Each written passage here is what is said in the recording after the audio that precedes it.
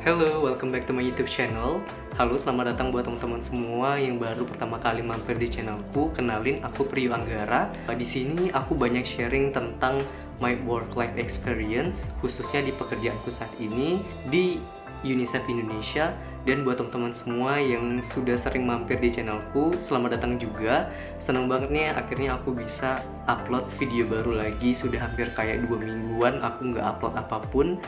Dan sesuai dengan judulnya, aku bakalan sharing ke kalian semua tentang my experience interview di United Nations Agency, baik itu di UNICEF ataupun di agensi United Nations lainnya yang pernah aku lakukan. So, without any further ado, here we go. Oke, jadi sebenarnya video ini sekaligus menjawab salah satu pertanyaan sih dari kalian yang ada di videoku paling pertama. Boleh nggak sih sharing model interviewnya gimana?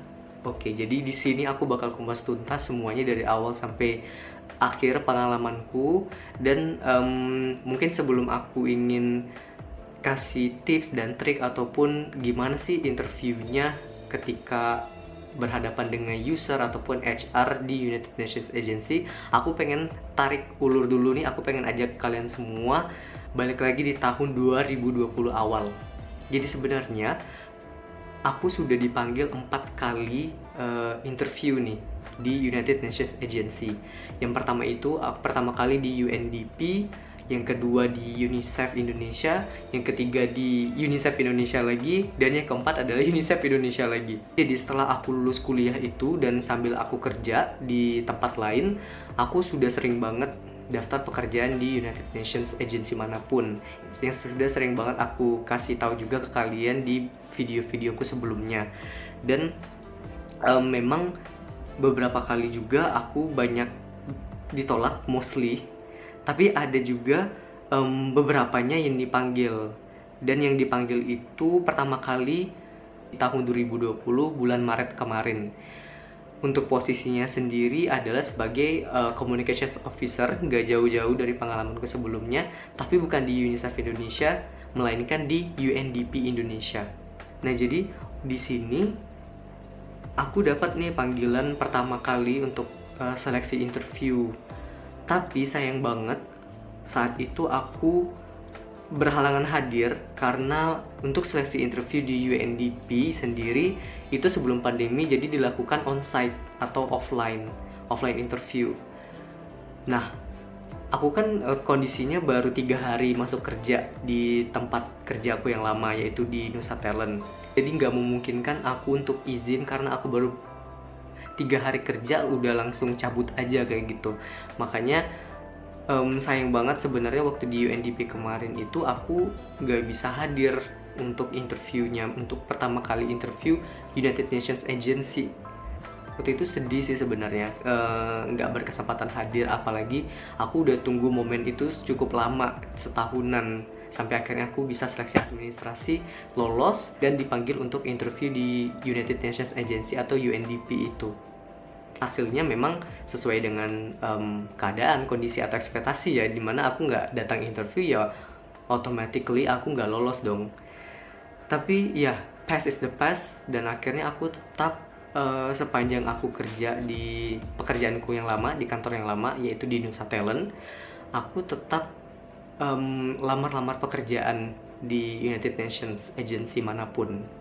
Sampai akhirnya di 2020 akhir itu aku dapat panggilan lagi lolos seleksi administrasi, yaitu di UNICEF Indonesia. Nah, di UNICEF Indonesia ini aku mendapat panggilan interview untuk posisi konsultan, yang which is adalah posisiku saat ini. Jadi panggilan yang kedua ini aku lolos ya teman-teman, yang dimana saat ini adalah posisi kerjaku. Nah, untuk posisinya sendiri adalah sebagai National Consultant, Youth Report Ambassador, Community Coordinator, yang dimana itu di bawahnya divisi Youth Engagement. Nah, berhubung di sini aku bisa datang interviewnya dan juga alhamdulillah aku lolos. Aku bakalan sharing pengalaman banyak ketika aku interview di posisi ini. Kalau dari pengalamanku itu dilakukan via online. Sebelum sesi interview, tentu aku sudah dinyatakan lolos seleksi administrasi dan juga mendapatkan undangan untuk mengikuti interview via email, dan di emailnya tersebut aku mendapatkan beberapa petunjuk untuk sesi interviewnya nih. Yang pertama tentu jadwal interview, lalu yang kedua term of reference posisi tersebut, dan yang ketiga adalah petunjuk kalau aku harus membuat presentasi dan mempresentasikannya ketika sesi interview. Untuk presentasinya sendiri itu aku diberikan studi kasus, yang dimana studi kasusnya nggak jauh-jauh dari posisi yang kita apply, dan tentunya terkait program atau kampanye dari UNICEF Indonesia sendiri. Untuk status konsultan, kalau dari pengalamanku dan beberapa kali aku baca juga di website, posisi konsultan, kalau kalian lagi apply di status posisi konsultan, itu pasti akan diminta untuk melakukan presentasi ketika sesi interview ataupun sesi tersendiri kayak gitu. Dan banyak juga yang nanya ke aku ketika sesi interviewnya ataupun presentasi itu menggunakan bahasa apa sih kak? Tentunya full bahasa Inggris. Nah, jarak dari aku diberikan kesempatan untuk membuat atau mempersiapkan presentasi sampai dengan hari interviewnya itu aku diberikan waktu selama 5 hari. Kalau nggak salah ya, tapi seingatku sih 5 hari, nggak nyampe seminggu. Nggak ada ketentuan terkait harus berapa slide atau harus menggunakan format PowerPoint kah atau format PDF kayak gitu. Jadi memang dibebaskan dari kitanya sendiri ingin formatnya kayak gimana. Nah, tips untuk mempersiapkan materi presentasinya ini, yang pertama adalah kita harus view dan belajar lagi terkait case study atau pertanyaan yang diberikan. Jadi di sana juga kita diberikan referensi untuk kita riset. Jadi setelah kita riset, itu bisa jadi referensi materi yang bisa kita cantumkan nanti di materi presentasi. Materi presentasi yang kalian paparkan nantinya itu harus to the point, dan sangat menyarankan kalian menggunakan metode STAR. Nah, jadi yang pertama terkait metode STAR ini aku bakalan ulas singkat aja ya di sini. Jadi untuk STAR, S-nya itu adalah situations atau analisis situasi. Ya, dimana background atau latar belakang kalian tuh sebenarnya apa sih untuk membuat materi yang ingin kalian paparkan kayak gitu. Contohnya ini dari pengalamanku, jadi aku harus membuat idea plan ataupun rancangan komunitas anak muda.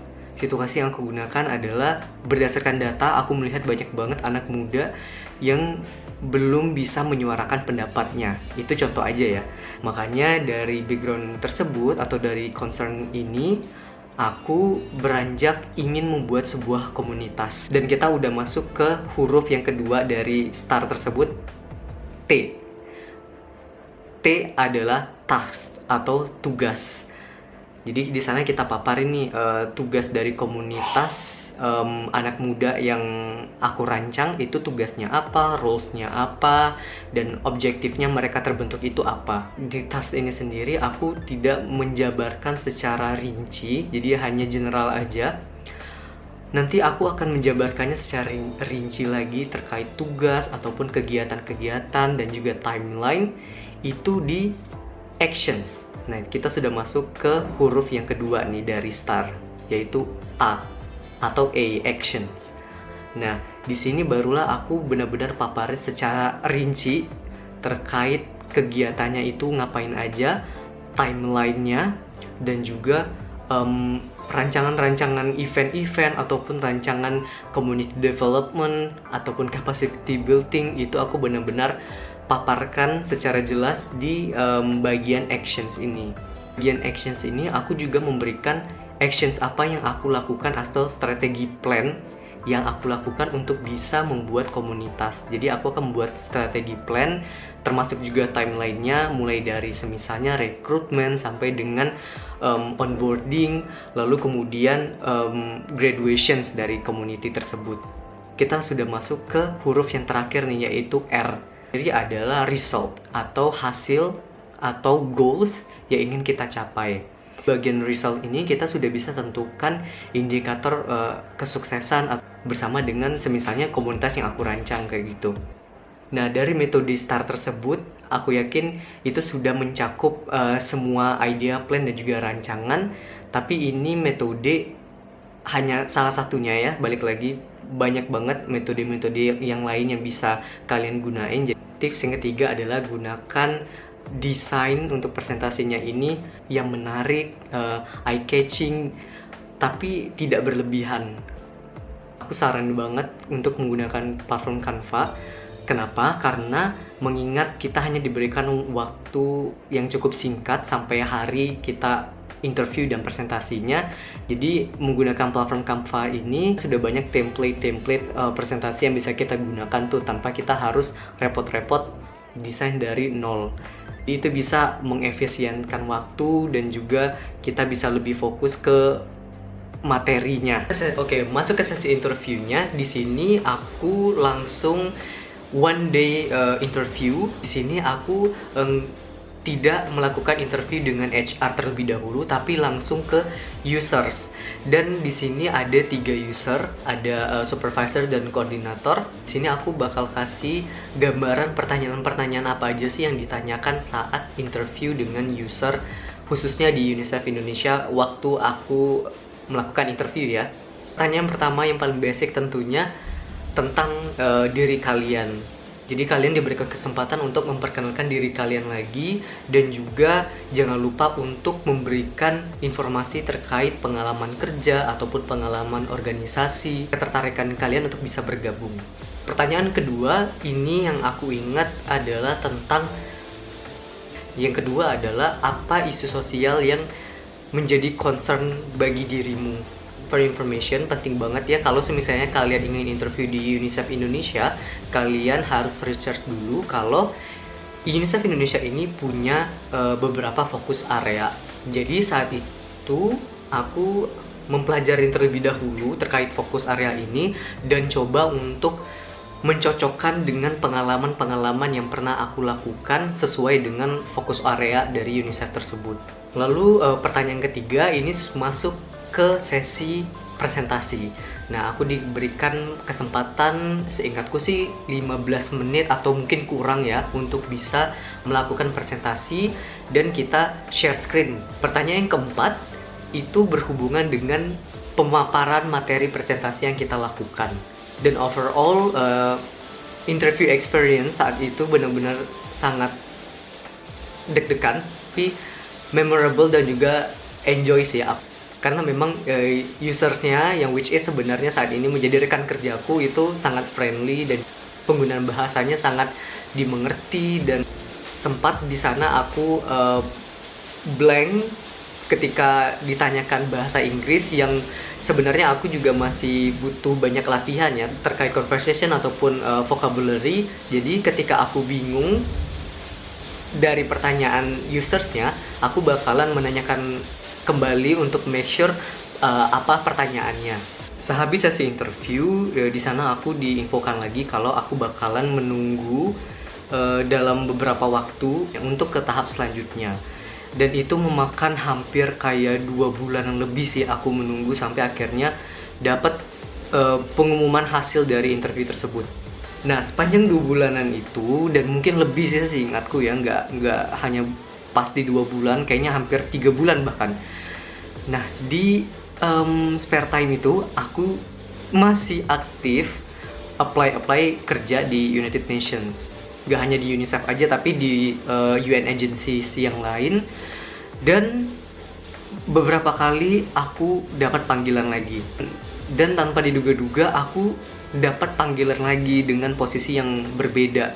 Ini dia pengalaman interviewku yang ketiga dengan UN agency, yang dimana UN agency ini masih UNICEF Indonesia, tapi posisinya berbeda dan juga usersnya pun berbeda. Untuk posisinya ini adalah UN volunteer atau UNV untuk posisi communication dan community officer. Interview yang ketiga ini dengan UNICEF atau yang kedua ya dengan UNICEF ini berbeda dengan sesi interview sebelumnya. Jadi di sini aku ketemu dengan HR dan juga usernya langsung. Jadi berbedanya lagi di posisi UNV ini, aku nggak ada sesi presentasi atau membuat materi presentasi kayak gitu.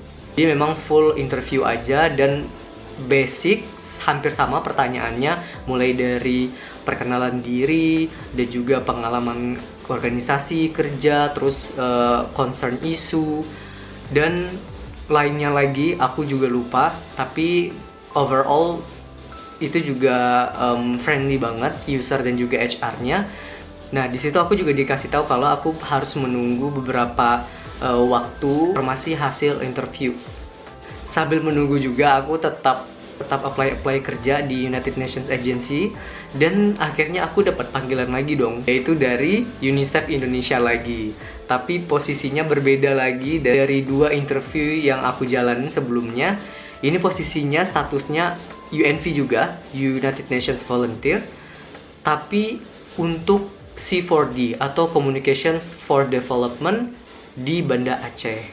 Untuk sesi interview ini aku dapat by email juga undangannya, tapi sama dengan interview UNV yang sebelumnya, gak ada sesi presentasi ataupun menyiapkan materi presentasi, dan aku juga langsung diundang untuk ketemu user dan HR.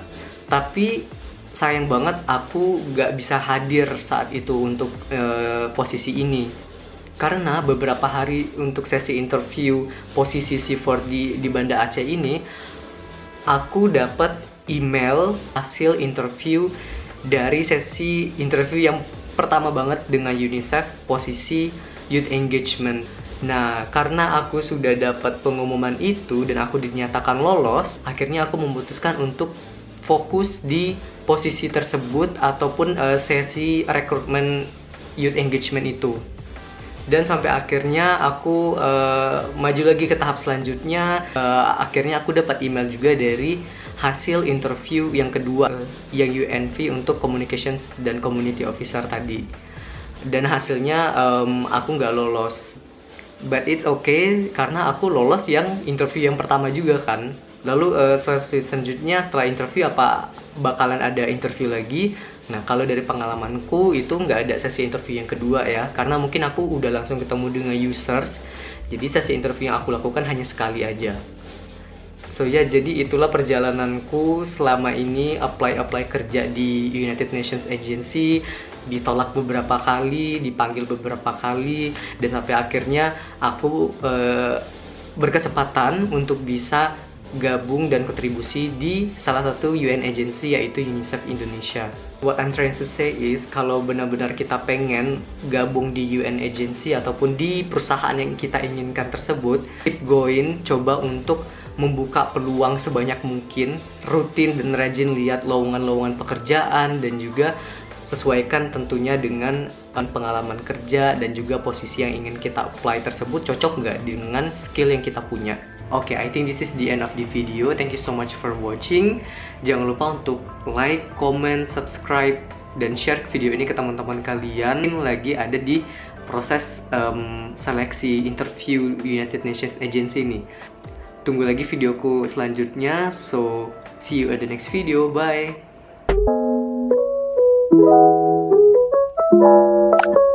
Wow.